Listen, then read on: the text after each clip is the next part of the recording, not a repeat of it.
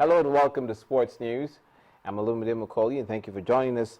And Nigeria's First Lady believes the Falconets can win the Under-20 World Cup after their impressive showing in the semi-final. The coach, the Devo-led side, clinched their place in the final with a 6-2 thrashing of North Korea, and Mrs. Jonathan has now supported them to win it all. She urged the girls to remain focused, saying that victory against the Germans is achievable, provided they work hard. And to football on the domestic scene, Kanu Pillars have increased their lead on top of the Globe Premiership to 4 points after beating Abia Warriors 1-0. Gombe United moved out of the relegation zone with a 2-0 win over Crown FC.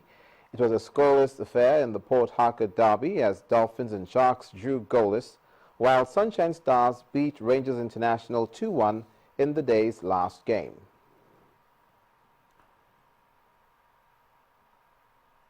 And now to the English Premier League, where Arsenal came from behind to draw 2-2 at Everton in today's tea-time kickoff. Seamus Coleman and Stephen Naismith gave the Toffees a 2-0 lead in the first half before Aaron Ramsey and Olivier Giroud rescued a point for the Gunners with less than 10 minutes to play. And manager Arsene Wenger praised his side's character following the comeback. And still on the Premiership, Chelsea continued their solid start to the Premiership season with a 2-0 victory over Leicester City. And Diego Costa netted a poacher's finish to break the deadlock in the second half before Eden Hazard doubled the advantage for Jose Mourinho's side to make it win number 2. In other games, Aston Villa drew goalless with Newcastle. Crystal Palace lost 1-3 at home to West Ham. Nigeria forward Brownie D.A. made his debut for West Ham in an all-0 draw at Southampton, while Swansea defeated Burnley 1-0 at the Liberty Stadium.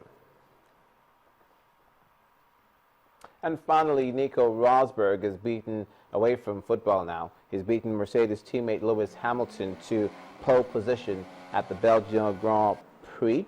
The two Mercedes were in a league of their own, more than 2 seconds faster than Red Bull's the best, and Vettel came in third. Ferrari's Fernando Alonso was fourth, while Red Bull's Daniel Ricciardo finished fifth.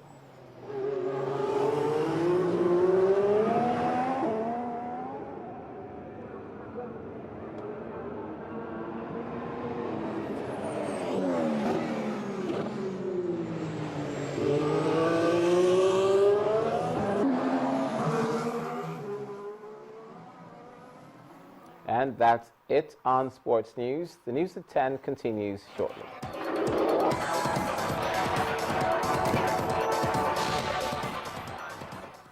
On the international scene, the UN has called for more action to prevent what it says may be a possible massacre in the northern Iraqi town of Ameli.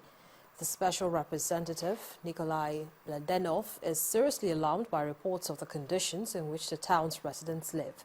Reports say the town, which has been under siege by Islamic State for 2 months, has no electricity or drinking water and is running out of food and medical supplies.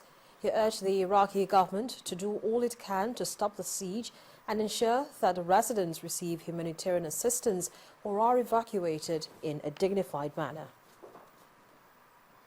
German Chancellor Angela Merkel says the standoff over Ukraine could be resolved only if control is tightened over the Ukraine-Russia border to prevent alleged smuggling of arms to help a separatist rebellion. Merkel is in Kiev as a prelude to a meeting next week between Russian and Ukrainian leaders that diplomats say is the best chance in months of a peace deal in eastern Ukraine. She arrived as tensions flared up again. NATO has alleged Russia's military is active inside Ukraine, helping the rebels. And at least 12 people have been killed and more than 36,000 others rendered homeless in Niger owing to flooding caused by heavy seasonal rainfall. According to the UN Office for the Coordination of Humanitarian Affairs, citing government figures, 36,441 people lost their homes in the floods as of August the 21st. Reuters reports that the UN is calling for deployment of more means in terms of emergency food and non-food assistance, as well as tents for the flood victims. Floods resulting from overflowing streams and rivers are said to be an annual occurrence in the West African country, sweeping away homes and destroying crops, leaving victims without shelter and creating food shortages. And finally tonight, ever imagined what people wouldn't do for love? Well, most people know Paris as a city for lovers. For years now, love-struck tourists, from all over the world have been visiting the city, sealing their love with padlocks fastened to bridges and throwing away the keys. But authorities say this fad is fast ruining the structural integrity of the bridges. This bridge is full of feeling. The Pont d'Arts pedestrian bridge in Paris. Pledges of love are displayed in full glare. Padlocks engraved with names of lovers line the railings. They are fastened to the bridge and the keys thrown into the Seine River. The reason? To bind the lovers together forever. I think it's a concept of sealing your love and throwing the keys over. Then if he wants to break up, he needs to dive in the water and get it. So I don't think he's going to do that, but it's a nice concept. But the weight of these love locks are beginning to take its toll on the structure. Authorities say it's fast becoming more fragile than the passion expressed. It will cause a barrier and collapse the bridge. It can harm tourists moving in a boat under the bridge. Pedestrians on the walkway are also prone to hazards. In fact, it's dangerous beyond the fact that it destroys Paris' heritage and damages the bridge. Sadly, a ban seems to be on the way, as many lovers are being encouraged to take selfies instead. So, next time you find yourself in Paris, take some selfies and save the bridge. I totally agree with that. Let's take selfies and save the bridge. It's good to save our infrastructure anyway. And the main news again.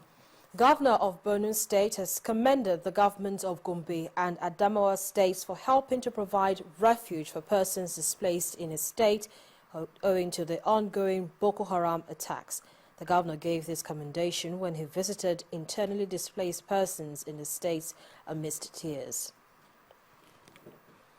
The Transformation Ambassadors of Nigeria today held a rally in the Oyo State capital, Ibadan, calling on the president to run for a second term, just as Governor Amechi challenges the army on peaceful polls in 2015.